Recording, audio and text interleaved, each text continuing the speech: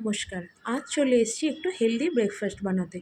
প্রথমে কড়াইতে পরিমাণ মতন তেল, জিরে এবং কারি পাতা ফোড়ন দিয়ে আগে থেকে কেটে রাখা এই সবজিগুলো কড়াইতে দিয়ে দেবো। দিয়ে অল্প পরিমাণ নুন দিয়ে একটু নেড়ে-চেড়ে নিয়ে চাপা দিয়ে রাখবো। চাপা দিয়ে এভাবে ভাজলে সবজিগুলো বেশ তাড়াতাড়ি মজে যায়।